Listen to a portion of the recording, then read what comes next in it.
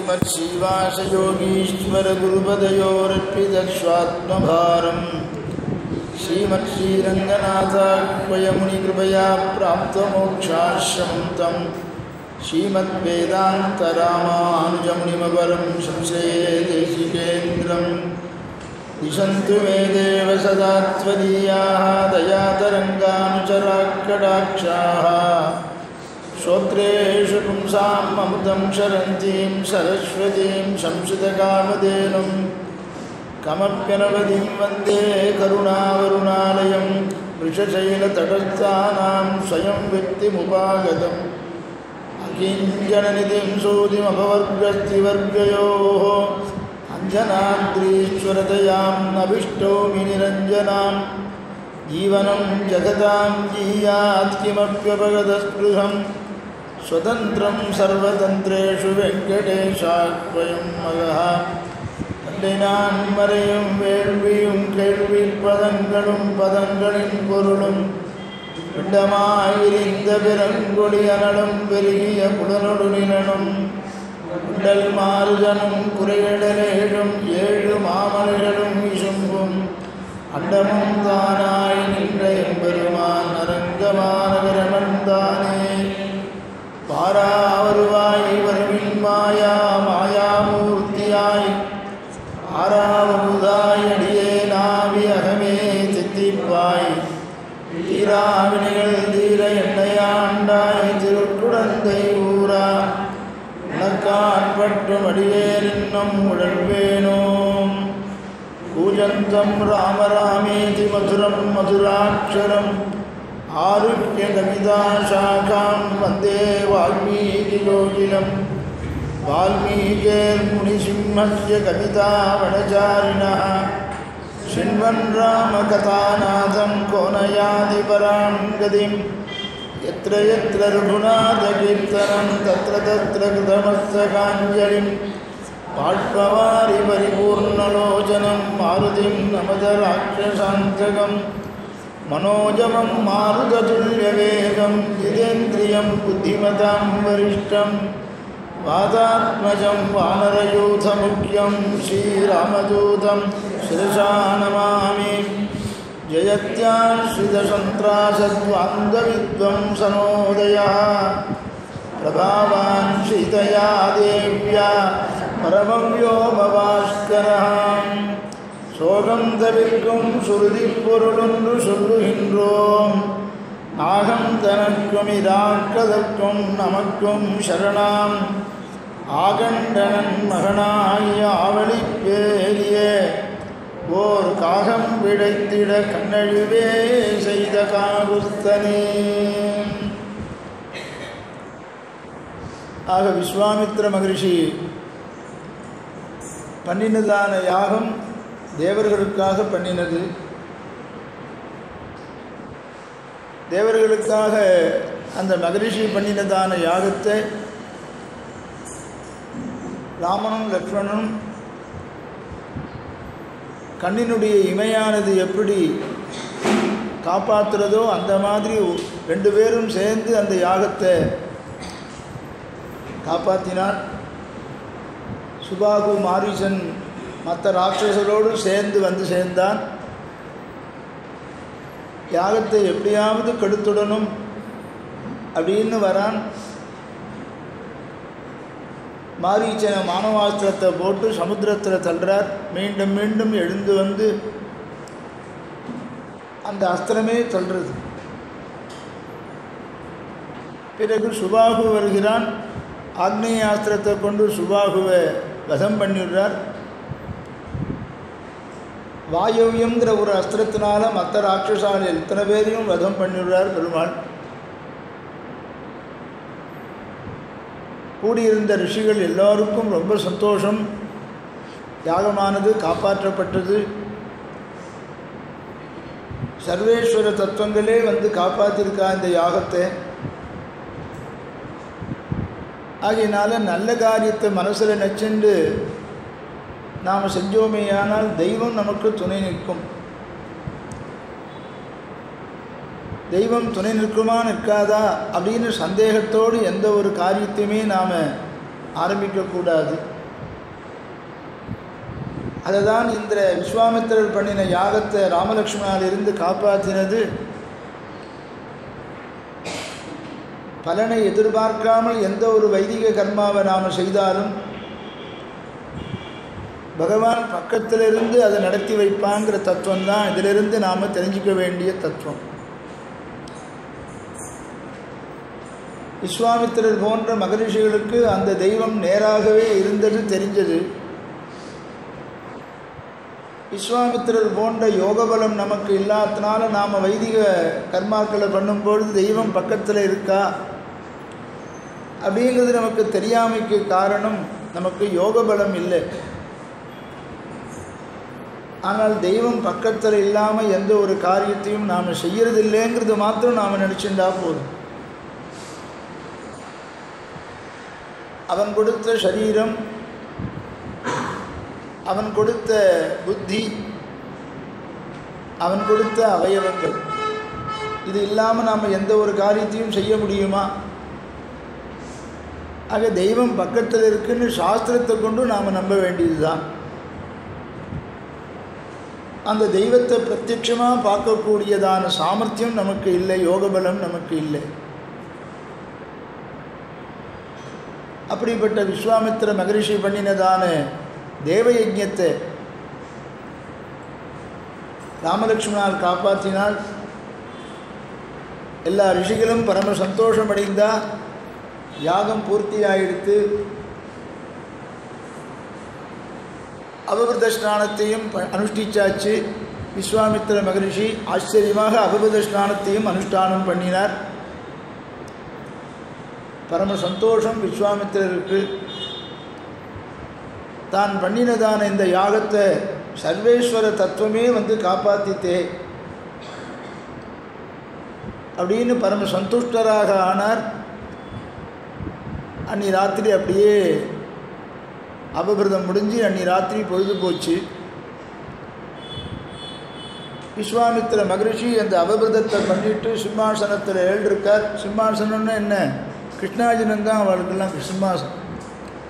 வெள்ளி சிம்மாசனத்தில் விஸ்வாமித்திரர் உட்காண்டார். கிருஷ்ணாஜினன் தான் போட்டுப்பா, மான் தோளில் தான் போட்டுப்பா, மான் தோளில் உட்காண்டிருந்தார். ரொம்ப தேஜஸ்வியாக இருந்தாராம். சந்தியாவந்தனம் பண்ணாலே முகத்தில் ஒரு தேஜஸ் வரும். சந்தியாவந்தனம் பண்ணின முகமானு அதை பார்த்தாலே நாம் தெரிஞ்சுக்கலாம்.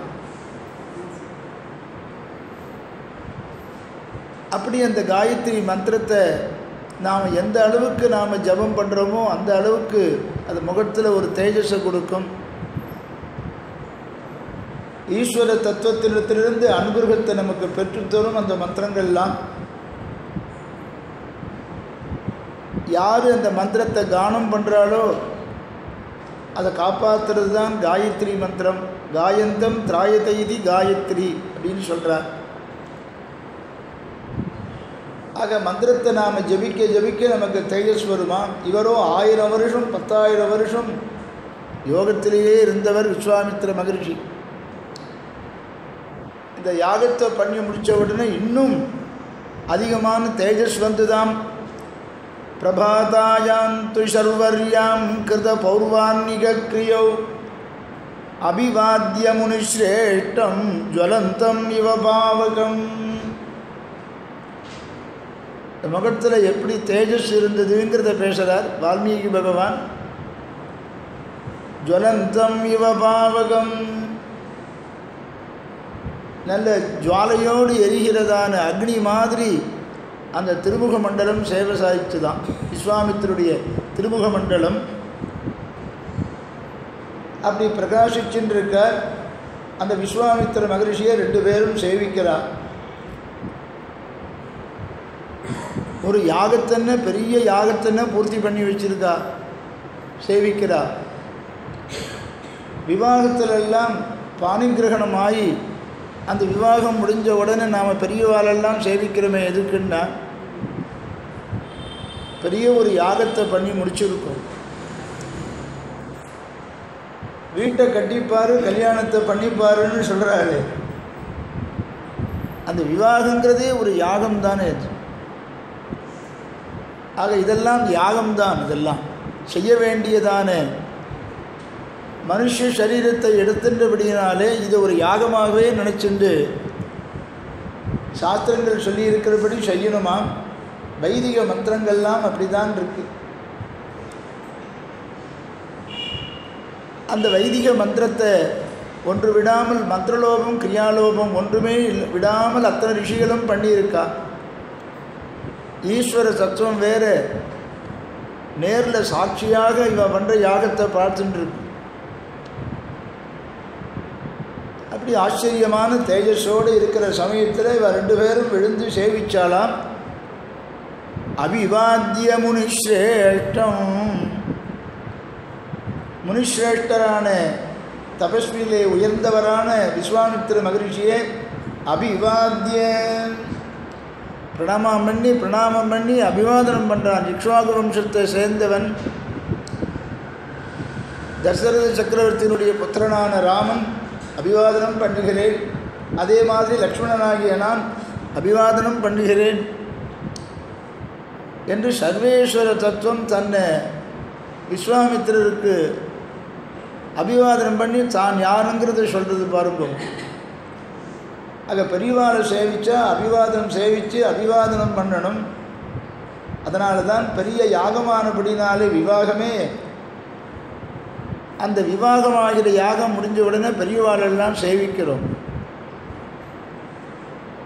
ஆற்றுல ஏதாவது ஒரு விசேஷம் வந்ததுன்னு பெரியவாளை சேவிக்கிறோம்.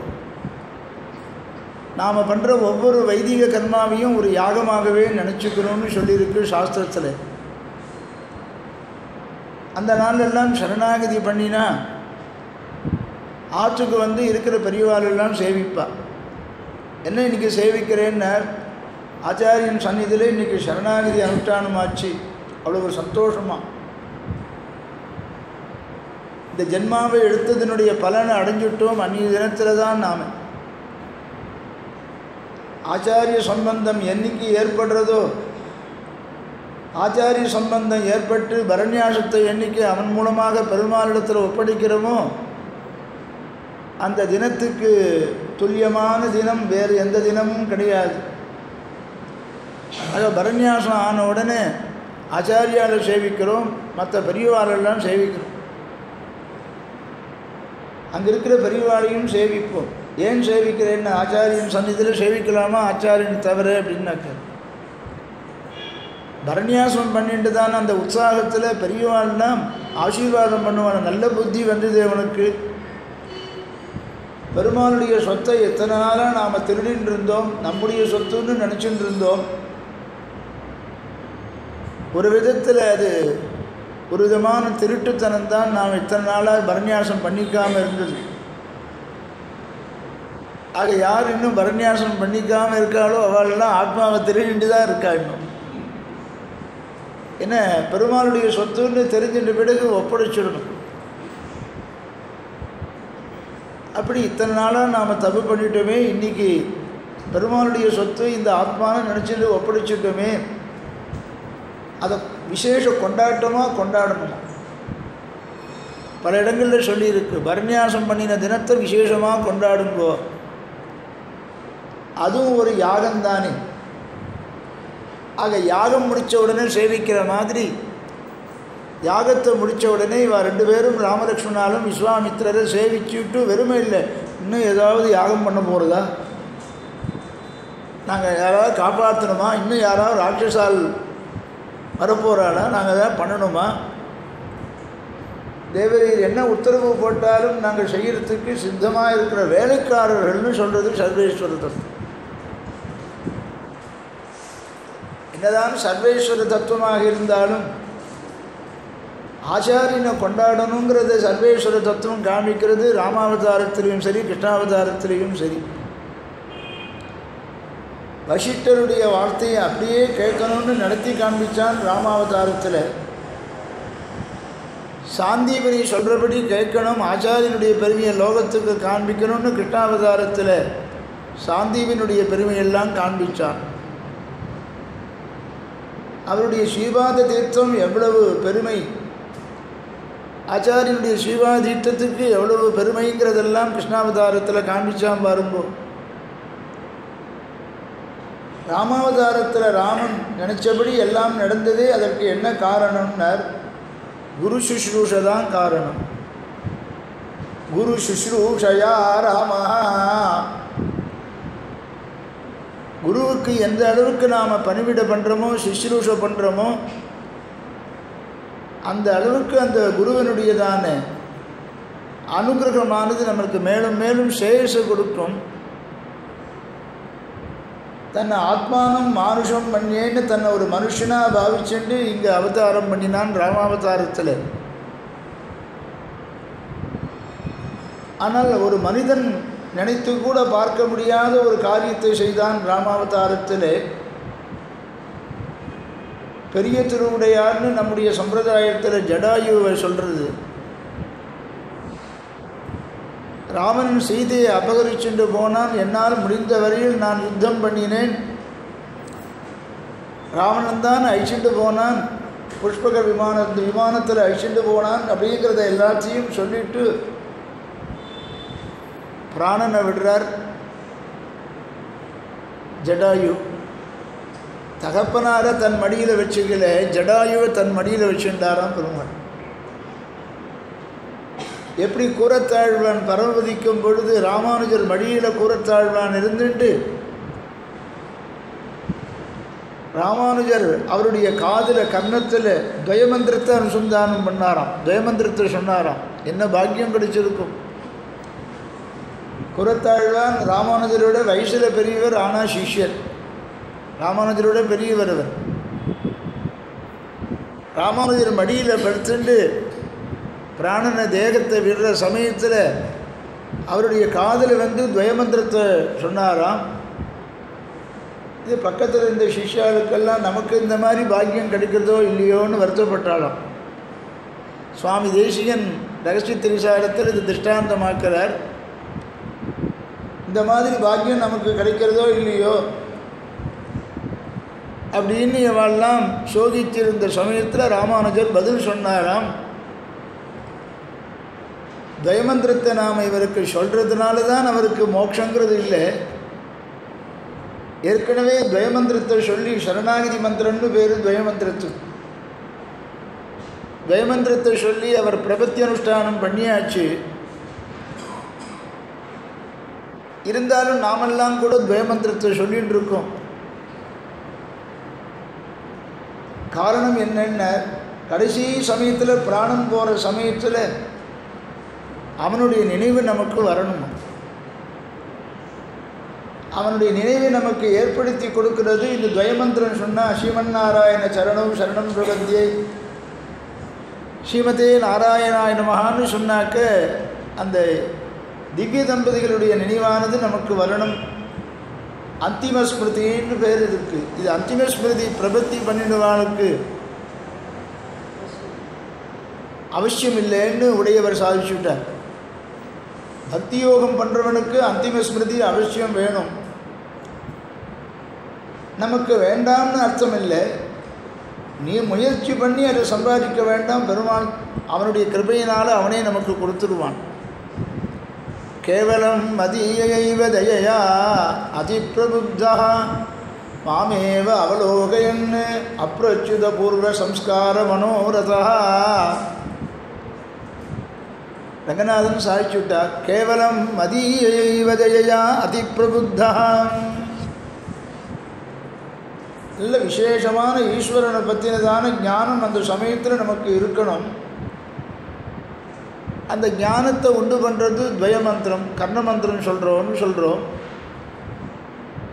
அதில் இப்போ நாம் சொல்கிறதுனால தான் இவருக்கு அந்திம ஸ்மிருதி பகவானை பற்றினதான நினைவு வந்தது என்பது இல்லை என்று கலங்கின சிஷ்யாளுக்கெல்லாம் இந்த மாதிரி ஒரு பக்கத்தில் நான் உபதேசம் பண்ணலே, நமக்கு இந்த பாக்கியம் கிடைக்கிறதோ இல்லையோ அப்படின்னு வருத்தப்பட வேண்டாம். பிரபன்னர்களானபடியினாலே அந்திம ஸ்மிருதி அவனுடைய தயையினாலேயே நமக்கு கிடைச்சிடும். அகம் ஸ்மராமி மத்பக்தம் நயாமி பரமாம் கதிம்னு வராக சர்மஸ்லோகத்தில் சொன்ன மாதிரி இன்னார் பரநியாசம் பண்ணிட்டார் அப்படிங்கிறது அவனுக்கு தெரியாதான்னு, யார் அவனை ஆசிரியச்சா அப்படிங்கிறது நல்லா தெரியும். உடையவருக்கு அந்த பதிலை ரங்கநாதன் சொல்லிட்டார். கேவலம் மதியைவதையா, என்னுடைய கிருபை ஒன்றினாலேயே நீர் அடைவீர் அந்திம ஸ்மிருதியை. பக்தி யோகம் பண்ணுறவன் சமப்பட்டு அந்திம ஸ்மிருதியை சம்பாதிக்கணும். கடைசி நினைவு எப்படி இருக்கோ அப்படியே இவன் ஜென்மாவை அடையிறான்னு சொல்லியிருக்கு. அதனால் கடைசி நினைவாக பகவானை நினச்சுட்டே அவன் தியானத்தை முடிக்கணும். அவன் அப்படி இல்லைன்னா ஜடபரதர் மாதிரி மானம் நினச்சிட்டு போன மாதிரி மானாகவே பிறந்துடுவான். அப்போ பிராரப்தத்தில் கொஞ்சம் பாக்கி இருக்குது. ஜடபரதர் ஏன் இவ்வளவு பக்தி யோகம் பண்ணி தியானம் பண்ணினவர் கடைசியில் அந்த மானம் விட்டுட்டு போகிறோமேன்னு ஏன் நினச்சார்னார்? அவர் அனுபவிக்க வேண்டிய பிராரப்தம் இன்னும் ஒரு ஜென்மம் எடுத்து அனுபவிக்க வேண்டி இருக்கு. அதனால் மானாகவே பிறந்தார். மறுஜென்மாவை எடுத்துட்டு பிறகு தியானம் பூர்த்தியாகி மோட்சத்துக்கு போனார் ஜடபரதர். அப்படிப்பட்ட நிர்பந்தம் நமக்கெல்லாம் கிடையாது. நாம் எல்லோரும் பிரபன்னர்கள், எல்லோரும் பிரபத்தி பண்ணிடுவான்னு நினச்சின்னு சொல்கிறேன். பிரபத்தி பண்ணிக்காடுவா, பிரபத்தியை பண்ணிடணும். பிரபத்தியினுடைய ஸ்வரூபத்தை தெரிஞ்சுட்டு பண்ணிக்கலாம். பிரதி தினமும் பிரபத்தியை பற்றி தானே சொல்லிகிட்டு இருக்கோம். ஸ்வரூபம் நல்லா தெரிஞ்சுட்டாச்சு. இன்னும் காலக்ஷேபமும் பூர்த்தியாக பண்ணிட்டா பிரபத்தி ஸ்வரூபம் நல்லாவே தெரிஞ்சிடும். அப்படிப்பட்டதான ஆச்சரியமான அந்திம ஸ்மிருதியை பகவான் அவனுடைய கிருபையினால் கொடுக்கிறான். அன்னிலிருந்து நாம் எல்லோரும் பகவானுடையதான கைங்கரியவர்கள். இப்படி குரத்தாழ்வானுக்கு எப்படி உடையவர் மடியில் படுத்துண்டு அப்படி கர்ணமந்திர உபதேசமானது துவயமந்திரத்தை உபதேசம் பண்ணாரோ அந்த மாதிரி தகப்பனார் மடியில் வச்சுக்கல, அந்த பாக்கியம் கிடைக்கல ராமனுக்கு. ஜடாயுவை மடியில் வச்சுட்டார். அந்த ஜடாயுவை பார்த்து உயர்ந்த லோகத்துக்கு போன்னு சொன்னார்னு சொல்லிருக்கோம். யாக யஜ்யங்கள் பண்ணுறவா எந்த உயர்ந்த லோகத்துக்கு போவாளோ, ஆயுதாக்னிகள் எந்த உயர்ந்த லோகத்துக்கு போவாளோ, சன்னியாசிகள் எந்த உயர்ந்த லோகத்துக்கு போகாளோ அந்த இடத்துக்கு நான் சொல்கிறேன் நீ போ அப்படின்னு ஜடாயுவை சொல்கிறார். மயா த்வம் சமனுஜ்ஞாதா கச்சே லோகான் அனுத்தமான். உத்தமமான லோகத்துக்கு போன்னு சொல்கிறதுக்கு ஒரு மனிதனால் முடியுமா? மனுஷ வேஷம் போட்டுருக்காரேன்னு நினைக்க வேண்டாம். சத்தியம் இருந்ததேயானால் எல்லா லோகத்தையும் ஜெயிச்சுடலாம். இல்லாதவாளுக்கு கொடுக்கிற பட்சத்தில் அவளுடைய பிரீதியை சம்பாதிக்கலாம். கேட்டு போய் இல்லாதவாளுக்கு கொடுங்கோ அப்படின்னா அவள் பிரீதியை சம்பாதிச்சுடலாம். குருவனுடைய பிரீதியை எப்படி சம்பாதிக்கிறான் ராமன்னா, குரு சுஷ்ரூஷயா ராம. ஆச்சாரியனுடைய பிரீதியை சம்பாதிக்கிறோன்னா போய் கைங்கரியம் பண்ணிகிட்டே இருக்கணும். நம்மளால் முடிஞ்ச கைங்கரியத்தை ஏதாவது பண்ணுறது. போய் ஸ்தோத்திர பாடங்கள் சொல்கிறது, பாதுகா சாஸ்திரம் பாராயணம் பண்ணுறது, கத்தியத்திரையும் கோஷ்டியில் சொல்கிறது, ஆச்சாரியால் தனியனெல்லாம் சொல்கிறது. 100 பேரும் போய் 1000 பேரும் போய் கைங்கரியம் பண்ணுறோன்னா அவங்க கதி என்ன ஆகும்? அதனால் நம்ம முடிஞ்ச கைங்கரியம் பண்ணுறது, ஸ்தோத்திர பாடத்தில் அன்வயிக்கிறது. அப்படி ஆச்சாரியனுக்கு சுஷ்ரூஷை பண்ணி அவனுடைய பிரீதியை சம்பாதிச்சு வித்தியை கிரகிக்கணும். சாந்தோக்கியாதி உபனிஷத்தில் பார்த்தா இந்த கிரமந்தான் வந்திருக்குங்கிறது நல்லா தெரிகிறது. பல காலம் சுஷ்ரூஷை பண்ணி பணிவிடு பண்ணி தான் ஞானத்தை சம்பாதிச்சிருக்கா இந்த உபனிஷத்துக்கெல்லாம் சொல்கிறது. பகவானும் அதை தான் விரும்புகிறான் கீதையில். எது உண்மையான ஞானம்னா ஆச்சாரியனுக்கு பணிவிடை செய்து சுஷ்ரூஷை செய்து எந்த ஞானத்தை சம்பாதிக்கிறோமோ அதுதான் ஈஸ்வர தத்துவத்தை காண்பிச்சு கொடுக்கும். அந்த ஞானம் ஈஸ்வரனை தெளிவாக நமக்கு பிரம்மத்தை காண்பிச்சு கொடுக்கறதுன்னு குரு சுஷ்ரூஷையினால் குருவனிடத்தில் சுஷ்ரூஷை பண்ணி கிரகித்த ஞானம்தான் நமக்கு மோட்சத்துக்கு உபயோகியாக இருக்கும்.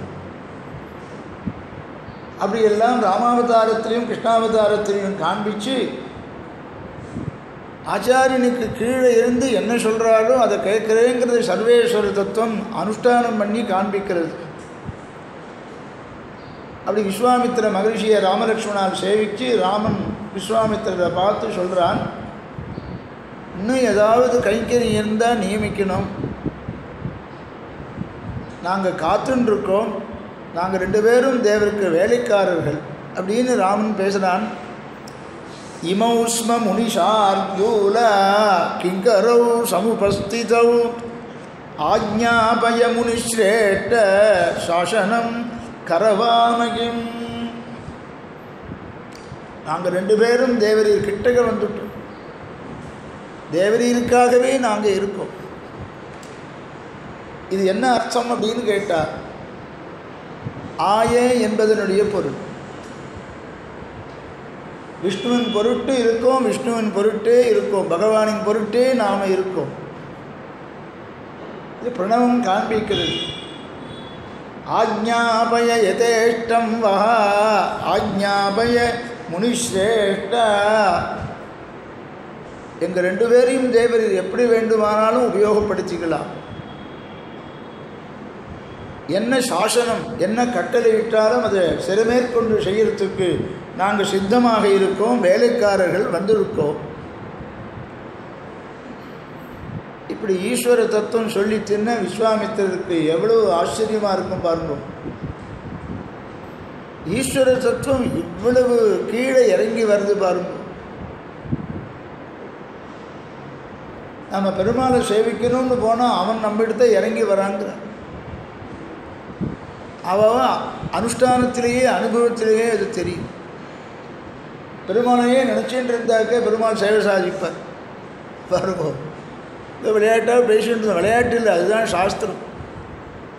இங்கே ராமாயணத்தில் கௌசல்யா சுப்ரஜான்னு வந்தது, உடனே திருவேங்கடமுடியான்னு சேவை கொடுத்தான் கூட்டு. இதெல்லாம் தான் அனுபவம், இதெல்லாம் தான் நிதர்சனம். சாஸ்திரம் உண்மையாக பொய்யா, ஈஸ்வர தத்துவம் உண்மையான்னா இது நேர்லேயே காண்பிக்கிறது பாருங்க. ஆக ஆகம சாஸ்திரங்களும் இதை தான் சொல்கிறது. பெருமாளை சேவிக்கிறதுக்குன்னு பொருட்டாக்க அவனும் நம்ம அனுகிரகம் பண்ணணும்னு அவனும் சித்தமாக தன்னை ஆக்கின்றுவான். அந்த மாதிரி ஈஸ்வர தத்துவம் வந்து கேட்கறது தான் விஸ்வாமித்திர மகரிஷியை பார்த்து, நாங்கள் 2 பேரும் வேலைக்காரர்கள், ஆய கைங்கரியத்தின் பொருட்டே நாம் இருக்கோம், நாராயணாய பவேயம் அப்படின்னு மந்திரத்தில் அர்த்தம் பண்ணிக்கணும். அட்டாட்சர மந்திரத்தில் கடைசியில் நாராயணாயன்னு வருது இல்லையோ, நாராயணாய பவேயம், நாராயணாய பவாமி, அவன் பொருட்டே ஆவேன் அப்படிங்கிற பொருள் கிடைக்கிறது. தனக்கேயாக எனக்கொள்ளும் மீதேன்னு ஆழ்வார். உனக்கோசரம் என்னை எடுத்துக்கோ, நின் செம்மா பாதவர்ப்பு தலை சேர்த்தொல்லி கைமா துன்பம் கடிந்த பிரானே அம்மா அடியேன் வேண்டுவது இது. இந்த அர்த்தத்தெல்லாம் காண்பிக்கிறது சர்வேஸ்வர தத்துவம். நாம் ஜீவ தத்துவம் எப்படி இருக்கணுங்கிறத காண்பிக்கிறது. விசிஷ்டாத்வைத பரமாக அர்த்தம் சொல்லணும்னா இவ்வளோ நாள் ஆகும். அது ஒவ்வொரு ஸ்லோகத்திலையும் நம்முடைய சித்தாந்தம் இருக்குது, அல்லது இதிகாச புராணங்களில் சொல்லியிருக்கிற அர்த்தங்களை எல்லாம் உடையவர் போன்ற நம்முடைய பூர்வாச்சாரியர்கள் நமக்கு எடுத்து சொல்கிறார், வியாக்கியானமாக எடுத்து சொல்கிறார். ஆஜ்ஞாபய யதேஷ்டம் வஹா முனிஷார்தூலா கிங்கரோ.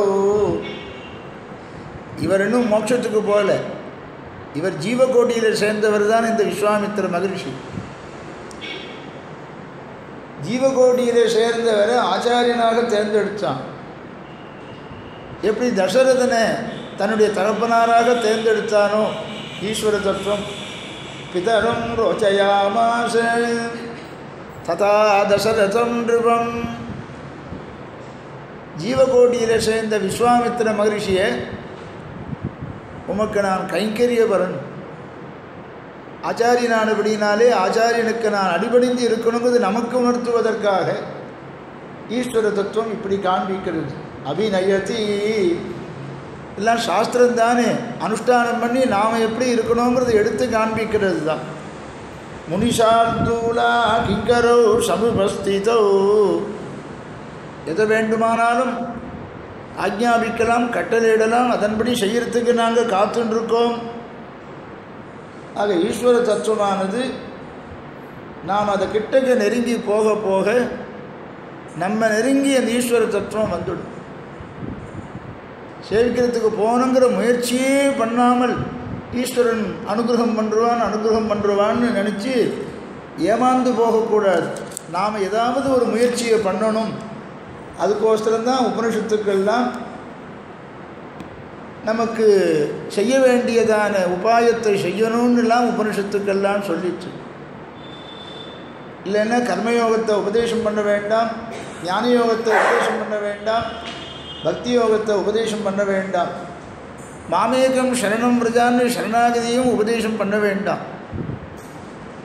நாம் செய்ய வேண்டியதான முயற்சியாகிற சாத்தியோபாயத்தை செய்யணுங்கிறதுக்கு சாஸ்திரங்கள் சொல்லியிருக்க பொழுது அந்த பக்தி யோகம் பண்ணுறது ஸ்வரூபத்துக்கு தகாத செயல் என்று சொல்வதோ, சரணாகதி பண்ணுவது பகவானுடையதான சுதந்திரத்தன்மையை மீறி நாம் நடக்கிறோம், அவனுடைய சுவாதந்திரத்தை நாம் மிஞ்சி நாம ஒரு காரியத்தை செய்தால் அவன் சொன்ன வார்த்தைக்கு மதிப்பு கொடுக்காதது அப்படின்னு சொல்றதாக ஆயிடும்னு ஒன்றும் செய்யாமல் இருக்க வேண்டாம். அதுதான் இங்கே அழகாக காண்பிக்கிறான். ஈஸ்வர தத்துவம் இறங்கி வந்து தன்னுடைய சௌலபியத்தையும் காண்பிக்கிறானாம். இப்படி ராமாவதாரத்தில், கிருஷ்ணாவதாரத்தில் சௌலபியத்தை பற்றி கேட்கவே வேண்டாம். எல்லோரோடும் சமமாக பழகி பக்தியை மாத்திரம் பார்த்துட்டு யாரிடத்தில் பக்தி இருக்கோ அவகிட்ட தான் நெருங்கும்படி தன்னை ஆக்கிப்பான். சௌசீல்யம் சௌலபியம் சுலபனாக பழகுது. என்னத்தை கட்டிட்டு போகிறோம்? நமக்கு இருக்கிற ஞானத்தை நாம் எல்லாரோடையும் கொடுத்து அந்த ஆத்மா திருப்தி அடைஞ்சால் போதும், வேறு எதுவும் வேண்டாம். ஆக ஞானத்தை நாம் மற்றவர்களுக்கு எடுத்து கொடுத்து அவள் திருப்தி அடைகிறதுனால பகவான் திருப்தி அடைகிறான். அதுதான் நமக்கு அனுபவிக்க வேண்டிய, ஆசைப்பட வேண்டியதான ஒரு வசந்ததான வாச்சிக கைங்கரியம் அது. ஆகையினால அப்படிப்பட்டதான ஈஸ்வர தத்துவமே இறங்கி வர்றது தன்னுடைய சௌலபியத்தை காண்பிச்சது, ஆச்சாரியனுக்கு அடிபணிஞ்சு இருக்கணுங்கிறத காண்பிக்கிறது. இப்படி உள்ளுக்குள்ள விஸ்வாமித்திர மகரிஷிக்கு ரொம்ப சந்தோஷம். வெளியில் சொல்லலாத உள்ளுக்குள்ள மனசில் நினச்சின்றார். ஈஸ்வர தத்துவம் இப்படி இறங்கி வருது பாருங்க, என்ன சௌலபியம்! எத்திரம் எத்திரம் எத்திரம்ங்கிறாப்ப. எங்கே போனாலும் எந்த உபன்யாசகாலம் போனாலும் 10 உடை எளியவருக்கு எளியவன் பாசுரம் சொல்கிறான். பக்தி உள்ளவாளுக்கு சுலபன், பக்தி இல்லாதவாளுக்கு பகவான் கிடைக்க மாட்டான்னு சொல்கிறாளே. அப்படி ஆச்சரியமாக உள்ளுக்குள்ளே சந்தோஷப்பட்டு இருந்தார். உள்ளுக்குள்ளே ஏதோ ஒரு சிந்தனை ஓடுறது விஸ்வாமித்திர மகரிஷிக்கு. சில சமயத்தில் நாம் பண்ணுற காரியத்தை ஆச்சாரியா ரசித்து பார்த்து அனுபவிச்சுருப்பாள். இன்னும் சிரிக்கிற மாதிரி தோணும். உள்ளுக்குள்ளே ஏதோ ஒரு சிந்தனை தோன்றும் ஆச்சாரியாவில். அவள் சொல்லி கொடுத்த அர்த்தத்தையோ அவள் சொல்கிறபடி நாம் நடந்துட்டாக்க அவளுக்கு சந்தோஷம் ஏற்படுது பாருங்கோ.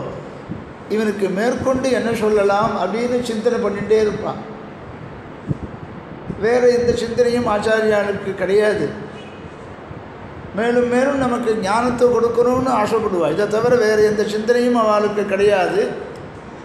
அதே மாதிரி விஸ்வாமித்திர மகரிஷி இந்த ராமனுக்கு வேறு என்ன செய்யலாம், தசரதனிடத்தில் சொல்லிட்டு வந்திருக்குமே,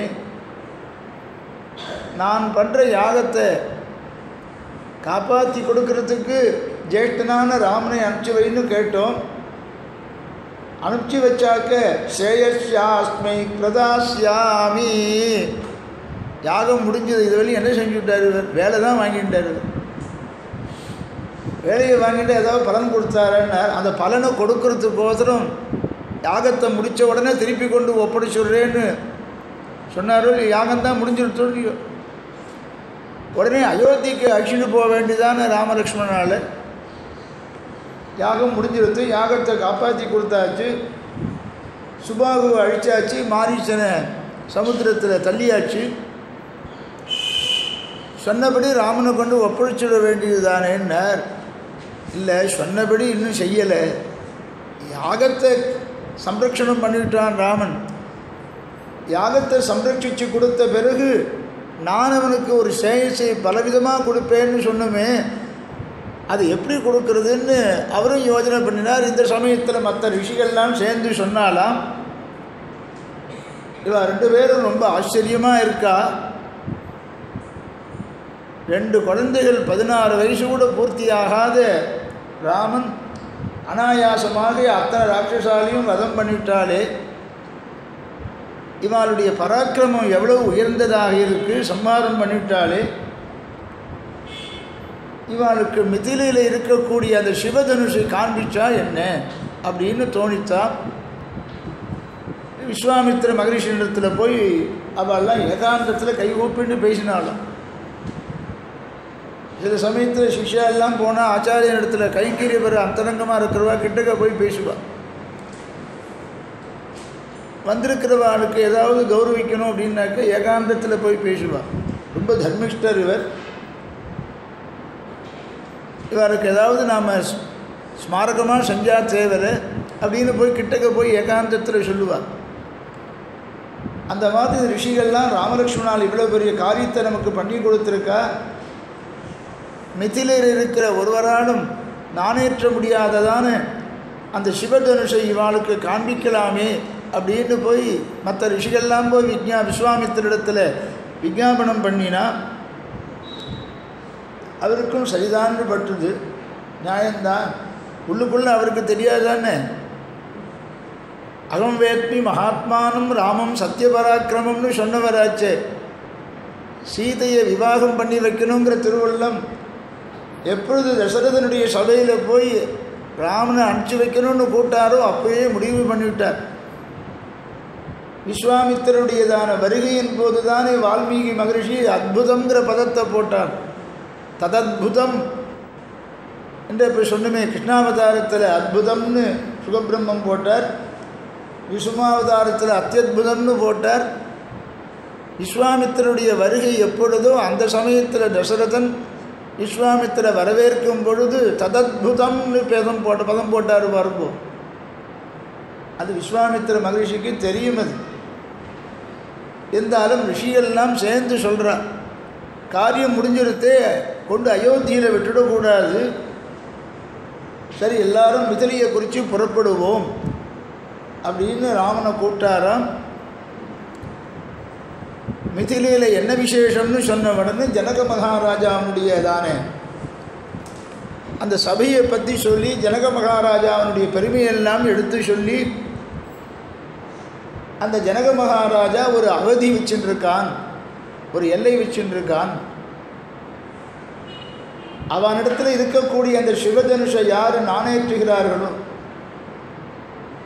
அந்த ராஜாவுக்கு தன்னுடைய பெண்ணாகிற சீதையை விவாகம் பண்ணித்தரதாக ஒரு அவதி. அவதின்னு சொன்னால் ஒரு எல்லை. அதை முடிச்சுட்டா நாணயத்துட்டா சீதையை விவாகம் பண்ணிக்கலாம். ஏன் இந்த சிவதனுஷை முறிக்கிறதுக்கு யாருமே, நாணயத்துவதற்கு யாருமே இல்லையா? இதுவரையில் யாருமே இல்லை. அசைச்சு கூட பார்க்க முடியல, தொடக்கூட முடியல.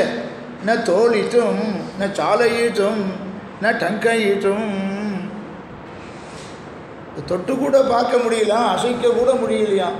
எவ்வளவோ பலிஷ்டனான ராஜாக்கள்லாம் வந்து பார்த்து சீதையை கல்யாணம் பண்ணிக்கணும்னு யாருக்கு தான் ஆசை வராது பாவம். ஆச்சரியமாக தொட்டு பார்க்குற, அசைச்சு கூட பார்க்க முடியலையாம் அந்த சிவதனுஷை. ந தோழித்தும் ந சாலையிட்டும் ந டங்கையிட்டும்.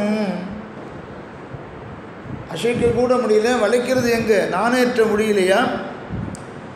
கிட்டக்க போன உடனே பாதி பேர் இந்த சிவதனுஷை பார்த்த உடனே மயங்கி போய் கீழே விழுந்துடுறா. ராமனை பார்த்து, இப்படிப்பட்ட சிவதனுஷு இருக்குது, உனக்கு காண்பிக்கிறேன், நீ வரியா? நீ வந்து பார்த்தாலே போதும். வத்சராம தனுப்பஷ்ய பின்னாடி சொல்ல போகிறார். நானேற்றுன்னு கூட சொல்லலை. வத்சராம தனுப்பஷ்ய. ஒரு ஸ்லோகத்துக்கு ஆண்டவன் ஒரு நாள் உபன்யாசம் சாதிச்சான். இது ராகவம் அப்ரவீத். அந்த சிவதனுஷ பாருடா அப்படின்னு தான் சொன்னார். அங்கே ஆச்சாரியன் அப்படின்னு சொல்லணும், போதும், காத்துன்னு இருக்கணும் சிஷ்யன் செய்யறது. அப்படிப்பட்டவன் அல்லவா? திருப்பி திருப்பி ஆச்சாரியன் சொன்னதை செஞ்சுட்டியான்னு கேட்கக்கூடாது. சில இடத்துல சொன்ன காரியம் சில பேர் அதை ஞாபகம் வச்சுன்னு செஞ்சுடுவான், ஆச்சாரிய நியமனமாச்சுன்னு செஞ்சுடுவான். சில பேர் எத்தனை தடவை ஞாபகப்படுத்தினாலும் செய்யவே மாட்டேன், செஞ்சா போச்சுன்னுவான். அப்படிலாம் இல்லாமல் விஸ்வாமித்திரர் சொன்னது என்னென்ன, அவர் திருவுள்ளம் என்னன்னு தெரிஞ்சுடுத்து ராமன். ஏன்னா அவரும் யோகியானபடியினாலே வேஷம் போடுறார். அவரும் விஸ்வாமித்திரரும் வேஷம் போடுறார் மற்றவாளுக்கோசரம். இவரும் சர்வேஸ்வர தத்துவமானபடியினாலே மனுஷ வேஷத்தை போட்டுருக்கார். இவரும் ஒன்றும் தெரியாத ஒரு மாதிரி இருந்துட்டு இருக்கார். வத்சராமதனுப்பஷ்ய, ஏ குழந்தையே அந்த சிவதனுஷ பாருன்னு சொல்ல போகிறார் பின்னால். இப்போ உடனே அங்கே வந்துட்டே நினச்சிக்காதீங்க, இன்னும் கொஞ்ச நாள் யாரும் வரத்துக்குது. வரையா போகலாமான்னு கேட்டார். ஆகா, அவசியம் போகலாம். அது என்ன விசேஷந்தான் இருக்குது, அதையும் தான் பார்த்துடுவேன்னு ராமன் முடிவு பண்ணாராம். ஆச்சரியமான அந்த இடத்துக்கு போகிற சமயத்துக்கு முன்னால் சித்தாசிரமத்தை விட்டுட்டு புறப்படணுமோ இல்லையோ, அங்கே தானே இந்த யாகத்தை பண்ணியிருக்கார். அந்த இடத்த பத்திரமாக காப்பாற்றணும். இனி ராட்சசாலுடைய சுபாகு மாரிச்சானுடையதான உபதிரவம் இருக்காது. அந்த சித்தாசிரமத்துக்கு ஒரு விதமான ஹானியும் வந்துடாது. இருந்தாலும் அந்த வனதேவதைகள்லாம் இருக்காளாம். இந்த வனதேவதைகள்லாம் அதை பார்த்துக்கிறாளாம். நகர தேவதைகள்னு சில ஊரில் சொல்லுவாள். அந்த நகர தேவதைகளுக்கெல்லாம் ஜாக்கிரதையாக நகரத்தை பார்த்துப்போன்னு சொல்கிறது உண்டு. ஜிதந்த இதிவாதினோ ஜெகதனுகிரகே ஜாகிரது. சுவாமி தேசிகன் சாதிக்கிறார்.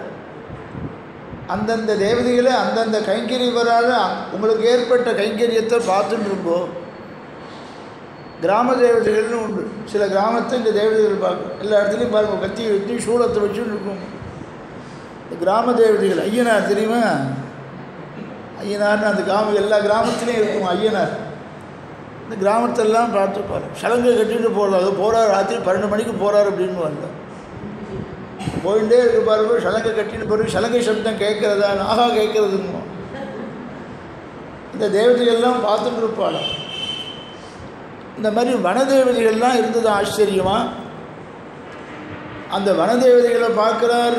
எல்லாரும் ஜாக்கிரதையாக பார்த்துக்கோ, நாங்கள் புரட்டு போகிறோம். எங்கே புரட்டு போகிறோம், எந்த திக்கை நோக்கி போகிறோங்கிறார். எல்லாரும் வந்து பார்த்துக்கோன்னு சொல்லிவிட்டு இவர் புரட்டு வனதேவதனிடத்தில் பொறுப்பை ஒப்படைச்சிட்டு போகிற சமயத்தில் ஸ்வஸ்திவாஜன் சொல்லிட்டு 100 பிராமணால் வராளாம். பெரியவா நம்ம இருக்கிற இடத்த விட்டு சஞ்சாரம் கிளம்பினா கூடவே போகணும். அவரோட கொஞ்ச நாள் போய் நம்ம ஆற்றுக்கே பெரியவா வந்தால் பக்கத்தில் ஏதாவது நதி இருந்தால் நதி இருக்கிற வரையும் கூட போய் நடந்து போகணும். அங்கே தான் ஆட்டோ வாசலில் வந்து நிற்கிறது, எங்கே போகிறது, கூட போய் வழி அனுப்புகிற வழக்கமாகுது. அந்த மாதிரி சத்பி சங்கா சஹா காகுஸ்தா ஆமந்திரிய வனதேவதா ஸ்வஸ்தி ஓஸ்து கமிஷ்யாமி சித்தாசிரமாத் அகம் உத்தராம் திசம் உத்திஷ்ய பிரஸ்தாதும் உபசக்ரமே. வனதேவதைகள்லாம் விஸ்வாமித்திர மகரிஷி போட்டாராம். மேற்கொண்டு நான் வடக்கு பக்கம் சஞ்சாரம் பண்ண போகிறேன், அங்கிருந்து மிதிலைக்கு போக போகிறேன். எல்லாரும் இந்த சித்தாசிரமத்தை ஜாக்கிரதையாக பார்த்துக்கோ. அந்தந்த தேவதைகளிடத்தில் அனுமதி வாங்கிட்டு போகிற பொறுப்பை ஒப்படைச்சிட்டு போகிற வழக்கம். ஜாக்கிரதையாக பார்த்துக்கோன்னு சொல்கிறோமோ நீ அந்த மாதிரி அந்த வனதேவதைகளிடத்தில் பொறுப்பை ஒப்படைக்கிறாராம். ஸ்வஸ்தி ஓஸ்து கமிஷ்யாமி, உங்களுக்கெல்லாம் மங்களம் உண்டாகட்டும், க்ஷேமம் உண்டாகட்டும். இத்தனை நாள் இந்த சித்தாசிரமத்தை எப்படி நீங்கள் பார்த்துட்டு இருந்தீங்களோ அதே மாதிரி சித்தாசிரமத்துக்கு திரும்பி வர வரையும் இந்த சித்தாசிரமத்தை ஜாக்கிரதையாக பார்த்துக்குங்கோ. இன்னும் ராட்சசாலுடைய உபதிரவங்கிறது உங்களுக்கு இல்லை. ஜாக்கிரதையாக பார்த்துங்கோ. சொஸ்தி ஓஸ்து கமிஷ்யாமி சித்தா சித்தாசிரமாது அகம். சித்தாசிரமத்தை விடுறதுக்கு மனசே வரல இவருக்கு. என்ன காரிய சித்தி இவருக்கு ஏற்பட்டுடுத்தேன். அந்த இடத்தினுடைய பெருமையினாலேயே எல்லா காரிய சித்தியும் அந்த இடத்துக்கு ஏற்படும். ஏன்னா வாமனன் மன்னிது வேண்டும். வாமனாவதாரம் பண்ணின பெருமாள் தபஸ் பண்ணின இடம்னு பிரசித்தி இருக்கிறதுனால அங்கே பண்ணுற காரியம் எல்லாமே நடக்கும். அது அப்பப்போ ஞாபகப்படுத்துகிறார் விஸ்வாமித்திரர். சித்தா சித்தாசிரமாத் அகம் உத்தராம் திசம் உத்திஷ்ய பிரஸ்தாதும் உபசக்ரமே ஷகடி சதமாத்திரந்து பிரயாணே பிரம்மவாதினாம் அப்படின்னு சொன்னால் என்ன பண்ணாருன்னா எல்லாரும் கூட வந்தாலும் ராமனர்கள் அழிச்சுட்டாராம். ரிஷிகள் எல்லாம் அழிச்சுட்டாராம். எத்தனை பேருன்னா வண்டியா எங்கே வண்டி கிடைச்சதோ தெரியுது அவருக்கு. 100 வண்டிகளில் புறப்பட்டாராம். வால்மீகி பகவான் எழுதுகிறார். சங்கல்ப மாத்திரத்திலேயே அவளுக்கு கிடைச்சிரும். ஷகடி சதமாத்திரந்து பிரயாணே பிரம்மவாதினாம். பிரம்மவாதிகள்னு பேர் ரிஷிகளுக்கெல்லாம். பிரம்மவாதினோ வதந்தி வேதம் சொல்லுது பாருங்க. சதா சர்வ காலமும் பிரம்மத்தையே சொல்லிட்டு இருக்கிறவாவா அப்படிப்பட்டவாளெல்லாம் அழிச்சுண்டாலாம். சொத்திவாதனம் சொல்லிட்டு போகிறாளாம். அந்த பட்சிகள் அங்கே இருக்கிற மிருகங்கள் எல்லாம் கூடவே புரட்டலாம். எப்படி ராமன் வனவாசத்துக்கு புறப்படுற சமயத்தில் ராமனோடு எல்லாம் புறப்பட்டதோ, அது ராமனை விட்டு பிரியறோமேன்னு எல்லாம் எப்படி வாடித்தோ, விரக்ஷங்கள்லாம் வாடித்துன்னு வால்மீகி எழுதுகிறார். அப்படி விரக்ஷாக பரிம்லானாக எல்லாம் வாடித்தான். திருப்பி எப்போ அதெல்லாம் கொழுந்து விட்டு எப்பொழுது பழையபடி எப்போ ஆச்சுன்னா வனவாசம் முடிஞ்சு பெருமாள் அயோத்திக்கு எப்போ திரும்பினாரோ அப்போ தான் உயிர் வந்துடும். அது வெளியும் உயிரை பிடிச்சிட்டு இருந்துதான். வால்மீகி எப்படி பாருங்க, விரக்ஷங்கள் எல்லாம் கூட அனுபவிக்கிறார். இந்த விரக்ஷங்களுடைய நிலையெல்லாம் எப்படி இருந்தது ராமனை விட்டு பிரியும் போதெல்லாம் அனுபவிக்கிறார். அப்படி அந்த பட்சிகள் எல்லாம் மிருகங்கள் எல்லாம் கூடவே புறப்பட்டு வரதான். கொஞ்சம் தூரம் போன உடனே எங்கே பார்த்தாலும் ஒரே மலையாக தெரிஞ்சுதான். 4 பக்கமும் மலை தெரிஞ்சுதான். ராமன் விஸ்வாமித்திரரை பார்த்து, என்ன சுவாமி 4 பக்கம் ஒரே அடர்ந்த காடாக இருக்கிற இந்த இடத்துல ஒரே மலையாக இருக்கு, இது யாருடைய க்ஷேத்திரம்னு சொன்னாராம். அந்த க்ஷேத்திரம் யாருன்னு அவருக்கு தெரியாதா ராமனுக்கு? யாருடைய க்ஷேத்திரம்னு சொல்கிறாரா. உடனே விஸ்வாமித்திரர், இப்படிப்பட்ட 4 பக்கமும் மலையாக இருக்குது, ஏற்கனவே இந்த நகரமும் இருந்த இடமாக இருக்குது. கண்டுபிடிக்கிறார் பாருங்க. துவாரகையில் பேட் துவாரகையில் அடியில் சமுத்திரத்தில் உள்ள அமைந்துட்டுன்னு காமிக்கிறான். ரிசர்ச் பண்ணுறான். இருந்தது நகரம் உள்ள சமுத்திரத்தில் போயிடுத்துன்னு சொன்னால் யாரும் ஒத்துக்கிறான்? யாராவது ரிசர்ச் கண்டுபிடிச்சா, பிஹெச்டி டாக்டர் கண்டுபிடிச்சா ஒத்துக்கிறான். சாஸ்திரம் சொன்னால் ஒத்துக்க மாட்டேங்கிறான். அவள் கண்டுபிடிச்சா ஒத்துக்கிறாள். அந்த மாதிரி ஏதோ ஒரு விசேஷமான ஒரு பெரிய நகரமும் இங்கே இருந்திருக்கிற மாதிரி தெரிகிறது. இதை எந்த இடம்னா பிரம்மயோனிஹி மகானாசீத் குஷோ நாம மகாதபாஹ. பிரம்மோபாசனம் பண்ணினதான மகா யோகி ஆகிற குஷர் இந்த இடத்துல இருந்தார்ப்பா அப்படின்னு சொல்கிறார்.